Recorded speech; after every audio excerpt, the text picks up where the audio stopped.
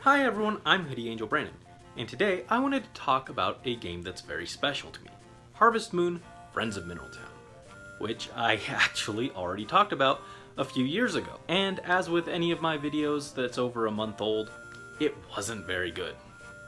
Don't watch it. But recently that game got a remake as Story of Seasons: Friends of Mineral Town. So I figured now is as good a time as any to take another look at this game and see how the remake holds up. Story of Seasons: Friends of Mineral Town is a remake of Harvest Moon: Friends of Mineral Town for the Game Boy Advance, and if that name change is confusing, congrats!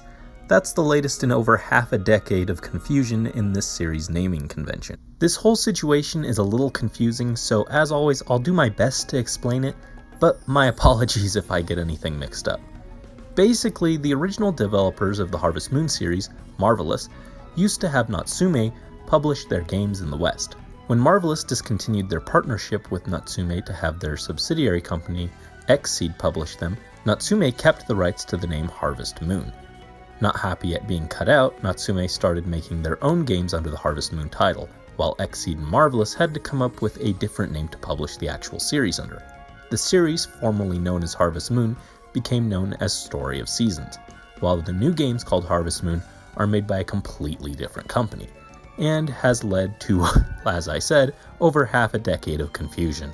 So, if you're someone who grew up with the Harvest Moon games and have found the more recent games in the series to not be the same as you remember, that might be why. The actual Harvest Moon games made by the original company are now Story of Seasons, while the new Harvest Moon games are made by Natsume, not the original devs. I've heard the Natsume-made games aren't as good and the screenshots I've seen didn't look great, but I can't really say for sure since I haven't played them myself. Anyway, basically if you're a fan of the old Harvest Moon games, you should actually look into the Story of Seasons games. So with that out of the way, this remake of the classic Game Boy Advance game is indeed made by the original company, despite the confusing name change. The original game was released for Game Boy Advance in 2003 in Japan and North America in 2004 in Europe. This remake was released in 2019 in Japan and 2020 elsewhere for both the Nintendo Switch and PC. Also, before we even get into the game itself, when I got it, I was amazed by just how much love was put into the product. Seriously, it came with this adorable cow plush, which I didn't even know about when I bought the game.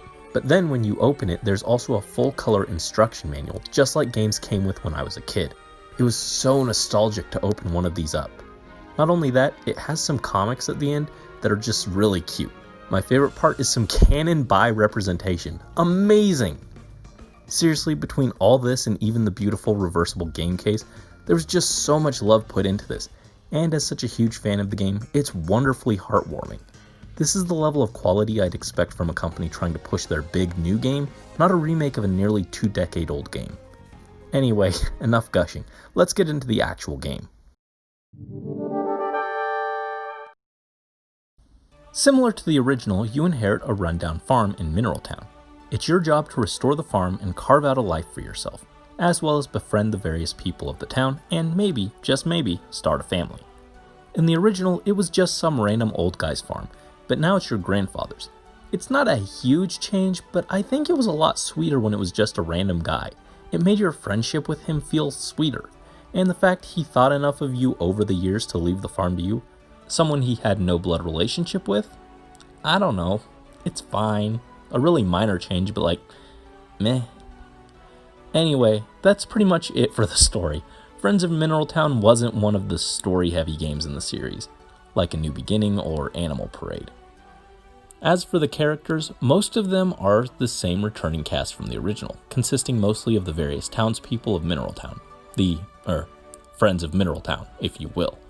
While most of the cast is the same, they did add 2 new romance options. A girl named Jennifer, and also, they added me into the game! They put a character named Brandon inside Brandon's favorite game. Yes! Now, you too can date me. I mean, I'm not sure why you'd want to, but now you can. If I dated him, would that be a self-cest? I'm into it. What? You know, funny enough, I used to fantasize about what it would be like if I were a romance option in a Harvest Moon game, and what my heart events would be. It's kinda awesome to see that even semi-realized. The dialogue is pretty much just the same old dialogue from the original, just slightly retouched. Not much was added, which is good for my nostalgia, but does make it still feel a bit light compared to more modern games. I actually wouldn't have minded them adding some more dialogue, especially for the romance options. Even so, I still appreciate how friendly all the characters are. While the dialogue is mostly unchanged, the characters themselves aren't. They changed the way like half the characters look. What did they do to my man Carter and Thomas? Zach, Jeff, no! Look at Basil! Or actually, he looks pretty similar. Okay. As a trade-off though, some of the characters look better. Rick looks a bit better and Gray is... wow. Gray, when did you become husbando material? Most of the girls are unchanged. That's okay, they were already really cute. They did change Anne's name to Ran. I don't get why that was necessary, but okay. Also, her father Doug is now Dudley? Why? It's like the "can I copy your homework" meme, but on themselves? Were they afraid they'd get in trouble if the characters were too similar to the originals? Actually, a lot of the names changed, like Stu to You and May to May. Were these the original names before localization? If so, that makes sense, though I'm not sure why they didn't keep them localized for the Western release. Whatever, not a big deal, I'm over it. Speaking of updated looks, why don't we take a moment to talk about this game's presentation? So, I already mentioned how some characters got appearance changes, for better or worse, on a case-by-case basis. But the NPCs aren't the only ones. You can't have all these changes and leave our pro tags out. Unlike the original, you can choose between 4 characters, 2 for each gender. Yes! I like this character way more than the original. This outfit is so cute! Adorable outfit. Unlike the original sprite-based game, this remake is in 3D. Art style is subjective, but I really like the chibi style here. It reminds me of Magical Melody a lot. With that said, I know not everyone is a fan of that style, and the characters are kinda lacking mouths for some reason. Art is subjective though, and I find most of the stuff here visually pleasing enough. While certainly not on par visually with some larger games, there's still some nice polish. You can still lie down if your character is left idle too long. I actually forgot about it until it happened while I was taking notes for this video, but I'm glad they brought back such a minor detail. There are lots of other minor graphical updates. For one, they made the mythic ore look actually mythical instead of a burnt tree branch. As for the sound, the music is wonderful remastered versions of the original. Just so nostalgic. With that said, they added a new song for each season, which helps reduce monotony, which has always been a bit of a problem with seasonal music for this series. I don't love all of them, but the new winter theme is beautiful.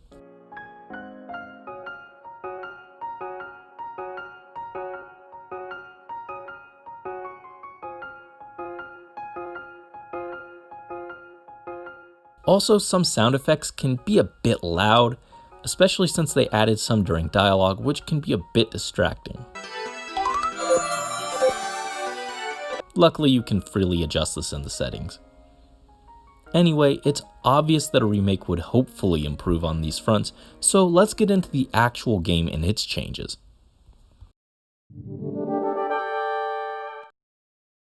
Since I've already talked about the gameplay of this game before, a lot of what I wanted to focus on this time around is what's changed from the original version and what hasn't, which should give a general idea of what the original gameplay was like for those unfamiliar. But before we even start, it sounds silly, but seeing that intro again made me tear up a bit. It's just so sweet and wholesome, but also nostalgic. Anyway, when you start the game, you get the options to choose between 2 difficulty modes, which is something new right off the bat. There's simple mode and normal mode. It doesn't look like there's a huge difference between them. To be honest, I wouldn't even mind a hard mode since I've played this game, well, honestly, a disgusting number of times. Probably between 15 and 20 if I had to guess. I really love this game, okay? And speaking of playing multiple times, this game has 8 save slots. This is a huge upgrade from the original too. So many more spaces to marry adorable waifu and husbando. This game also incorporates elements of the sequel where you got to play as a girl, more Friends of Mineral Town, and also features from the Game Boy Link cable connection like Lou and Van visiting, and the Seaside Villa. The fact you can play as a girl is immediately obvious when you pick your character. After setting up your character, it's time to head to Mineral Town. Let's go! Immediately during the intro sequence that tells you the story, I noticed some changes to the general farm layout. For one, they angled the farmhouse, moved the doghouse, and relocated the fishing pond to where the doghouse used to be. The tree by your house also now gives grapes in spring, which is new. The field also seems a bit smaller, but I haven't confirmed that. It would be a lot of work to count all the squares, and frankly, I don't care enough to do that. Similarly, it's probably just my imagination, but it feels like the days go by a bit faster in this version. I could time it out and check, but I don't wanna. After the story cutscene and once you get to start playing, a lot more of the little changes become evident, even just going into your house. First, your stamina meter is now clearly visible, unlike the original where you occasionally got some visual indications you were fatigued, but mostly had to guess. Likewise, your inventory and tools are also visible now. Nifty. They made it a lot more obvious you can change the channel on the TV, by putting it on a menu instead of mapping each channel to a button direction. It wasn't too obscure, but I wouldn't be surprised if some kids missed the fact you could change it. Also, fans of the old programs will be happy to know they returned. Dueling Chefs, a parody of Iron Chef, comes back once more to teach you recipes, which automatically get cataloged for you, another convenient change. The show Aaron Changes also comes back, renamed Swip Swap. This one stirred up some confusing feelings for young Brandon. Moving on. The shows all look like they did with the original Game Boy Advance sprites, which is just an awesome and adorable touch. I really appreciate that. Have I mentioned how nostalgic this is yet? You also start with the mirror, which you had to buy in the original game, and where it did nothing there. Here, you can examine it and change your appearance, probably just to the other character option from the beginning of the game. Oh my goodness, it's actual outfits! There's genuine character customization? This was one of the few things I figured would hold the game back for me, as the original had no character customization, but the newer games like Animal Parade and A New Beginning did. It was something that I always missed revisiting Friends of Mineral Town after playing those games. Having even bare-bones character customization here made me actually shout, and it's not even as limited as I'd have expected. Sure, it's not as fancy as newer games, but I really appreciate it since it wasn't a thing they needed to add at all. There are even some DLC outfits. They're pretty minor, but at last, I am sheep! Like the mirror, you also start with the cabinet, which you needed to buy in the original. It's not as exciting as the mirror, but it does give you more storage, which is super nice in the early game when your inventory is limited. The calendar lets you scroll through months now instead of just displaying the current one. It also automatically adds the birthdays of townspeople you've met, and has festival dates on them like the original. The names of the festivals have changed though, like the Chicken Festival now being the adorable Cluck Cluck Clash. That 100% sounds like something I'd come up with. The pedometer even returns. If you carry this around for 10,000 steps, you get nothing. I mixed up this game with Magical Melody where you get a music note for carrying it 10,000 steps. Oops. And into the box it goes. Forever. Those are a bunch of the minor changes to the house. Moving on, I tackled the game with a similar strategy to what I used when playing the original. Some other things changed though, like not having the Goddess game in Spring Year 1 means you can't farm and sell tea leaves for easy starting cash. This minigame still returns starting Year 2 at least. Let's just hope the Harvest Goddess doesn't decide to steal anyone's soul if you're wrong, eh, Yugi boy? That's a good thing too, because I feel like they made it way harder to win in this one, even though statistically that makes 0 sense. Look, I'm just saying that in over 3 hours of attempts, I only won 10 plus times once, while in the old game I could do it 5 times in that time frame. Rigged! Since we can't rely on tea leaves early on, money is a bit tighter. On the bright side, items stack in your inventory now, so foraging is easier. To begin, it's best to look for items to sell on the mountain to the south of your farm, as well as visit the mine. They also added a few shortcuts in the mountains and town to reach some areas faster, which is great. It does seem like stamina runs out faster in this game though.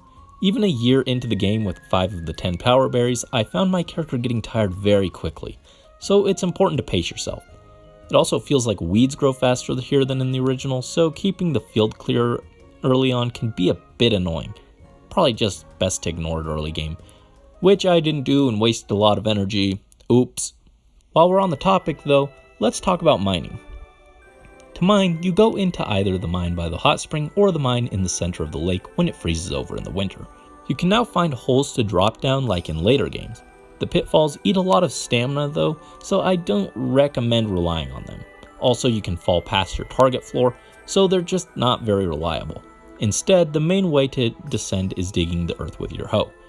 You also break rocks with your hammer to get ore and gems for shipping or upgrading tools.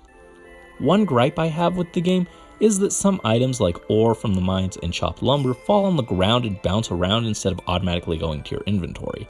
You pick them up automatically if you walk near them, but it's still a hassle.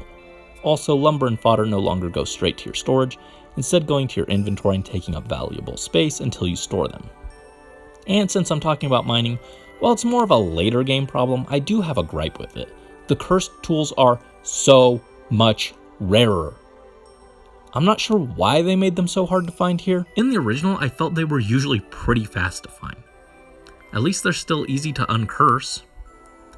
Stairs are guaranteed to be on every floor now, which is a great change at least. That is something that's more reliable. After you've got some starter cash from foraging and mining, you can look into actually getting into farming. You've probably been selling the fruit and honey that comes from your tree, but unlike the original, you can now buy more trees. These have different seasonal fruits, but all give honey. It's a decent investment early on. The main way to get money though, at least without using exploits, is to of course plant crops and raise animals. Crops are a pretty steady source of income, though watering them is tedious, time consuming, and eats up your stamina quickly. You can get seeds from the general store and plant them in any season except winter, as the game points out. Geez, what is up with this description?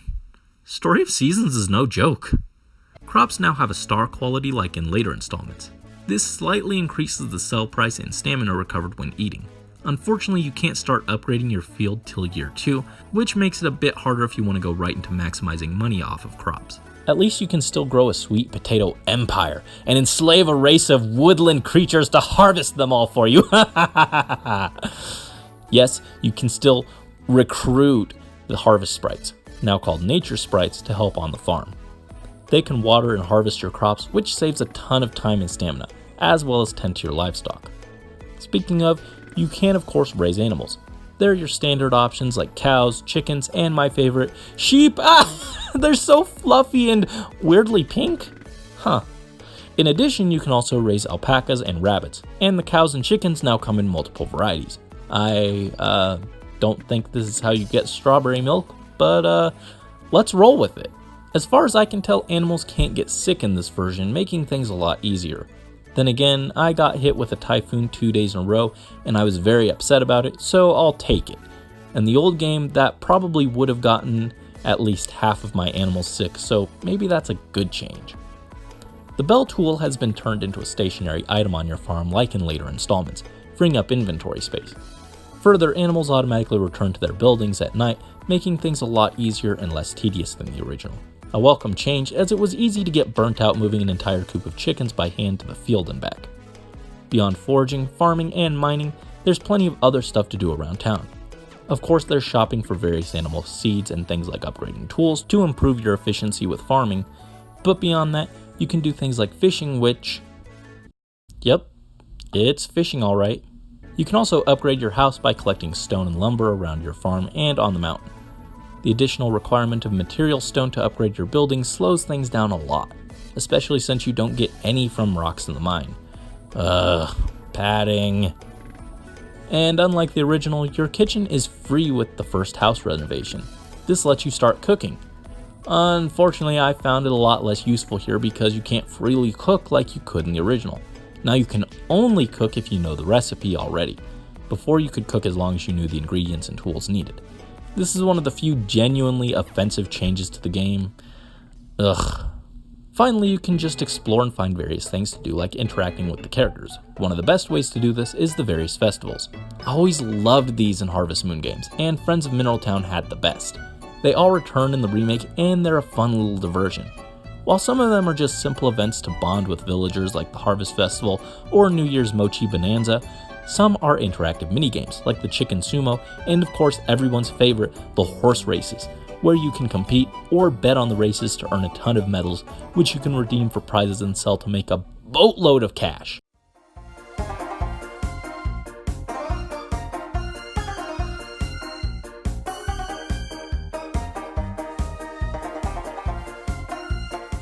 I am the luckiest boy, and I definitely didn't abuse my ability to save and reload to cheat until I won, because if I did, someone would have called me out on it, probably. This gives some good starter cash going into summer. It's a little cheaty, but work smarter, not harder. I've played the game legit enough times, I don't feel like I'm missing much doing it this way. While I've highlighted a lot of the game's changes, it's still good old Friends of Mineral Town at its core, and as such a lot remains unchanged, like getting a horse early on. To war, dear Dorte! Unfortunately, he's still not grown in time to enter the horse races year 1. While you get your horse early, you don't start with your pet dog. Instead, you have to buy one from Van's Pet Shop, who now also offers cats, penguins, and capybaras as potential pets. I don't think those are legal to own. Van is unlocked by offering gifts to the Harvest Goddess. In the original, it was always good to make offerings to get the Power Berry and an affection increase with a marriage candidate, but then her usefulness dried up if you didn't have a Game Boy Advance link cable and a copy of A Wonderful Life. Now though, there are more tangible benefits to offering to the Harvest Goddess, likely to make up for the lack of connectivity. In addition to the old rewards of a Power Berry at 10 times and a romance increase at 20, you get Van at 30, Lou at 75, and a very useful mine elevator for a whopping 100 offerings. It's definitely recommended to visit her daily. If you keep going beyond that, you can even unlock a seaside villa. Neat! I do think they should make this more obvious, but explore a little. You can also toss cucumbers into the mountain lake to make offerings to the Kappa, who returns and looks kinda... Why did they try and make the Kappa attractive? I stand by what I originally said, don't marry a Kappa, do not fall for their tricksy ways. Anyway, you still get the Power Berry for offering cucumbers to him. Some things never change. Since this special blue Power Berry has fatigue buildup, it's definitely worth planting some cucumbers in spring and setting them aside to give him, even if Kappas are awful. I mentioned that most of the dialogue isn't changed, at least at its core, but the exact wording of some of it is altered, and that reworked text is great. Church? Sorry, I left my farm on. And besides, I only go to church for Big Bro Sedeth. Well, that's not totally true here, because unlike real life church, you can get stuff for coming here. Confess your sins, where apparently they're instantly forgiven. Oh, I don't think St. Sarah's forgives that easily. I've met her. Surprisingly hostile lady, that one.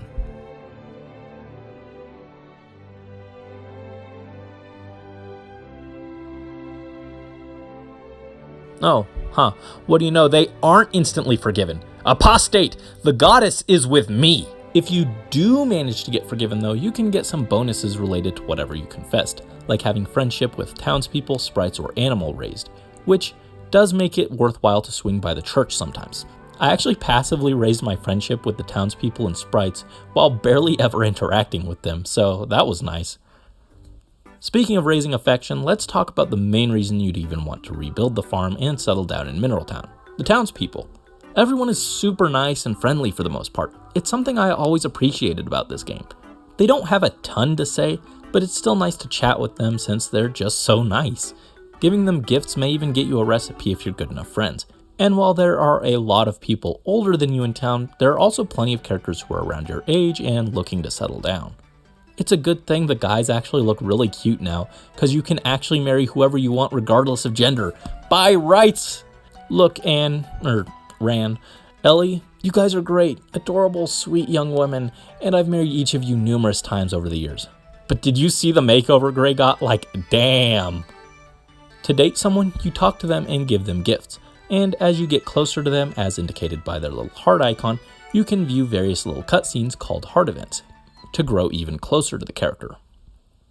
Rival heart events return too, where your rival for various bachelor and bachelorettes grow closer. Stay away from him, Mary! Geez, I'm a cute book writer too. What does she have that I don't?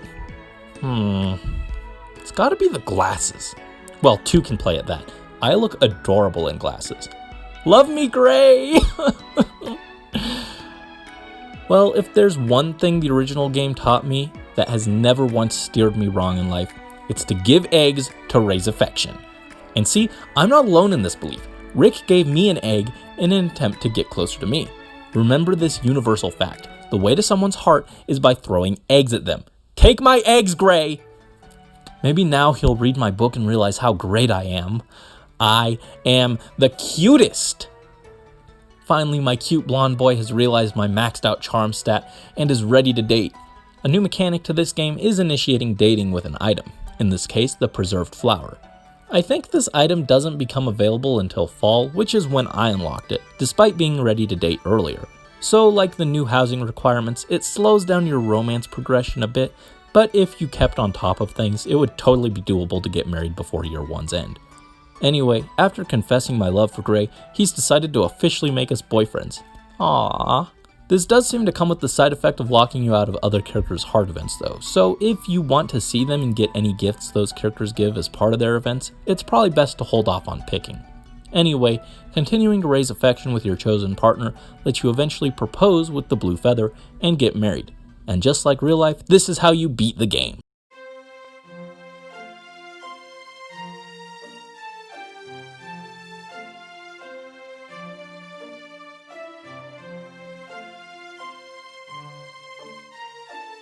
Oh my gosh, look how cute he is! My heart.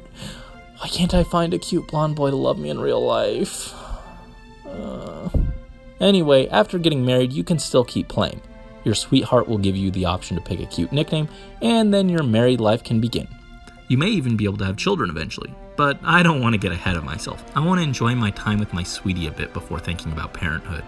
Sorry, Morgan, maybe next time. Let's wrap this up with my closing thoughts. Story of Seasons Friends of Mineraltown is a faithful remake with mostly positive changes. At the end of the day, it's Friends of Mineraltown, and I'm thrilled. My old DS's R button doesn't work, so I can't play the original that well, and while I do have it on the Wii U Virtual Console, it's not exactly portable there. Having it on a portable console again is just wonderful. With that said, the full price tag can be a tad off-putting considering there's a certain other farming game that's a bit more impressive in scope than this remake of a nearly 20-year-old game. But in this one, the townspeople don't make me feel bad, and that cushion my fragile self-esteem counts for something. Admittedly, some of my love for this is nostalgia. Other things like a lack of multiplayer could also be turnoffs for some people. All those issues aside though, I still really enjoyed it. There are a lot of nice quality of life improvements here, and no longer gender-locking romance options is a huge plus even over the original. While I'm not sure yet if it will be my go-to farm sim game going forward, I'm glad to have it as an option, and it's a pretty good entry point to the series, as well as a nice option for someone looking for a lighter farm sim experience. So that's Story of Seasons Friends of Mineraltown, a remake of one of my favorite games of all time. Even if it's not the most mind-blowing game by today's standards, I'm still glad I got the chance to revisit it with a fresh coat of paint. Overall, most of the changes were pretty positive, and it's still a super comforting game for me. Some things never change, huh? Now, if you'll excuse me, I've got to go look after the sheep with, not Gray over here.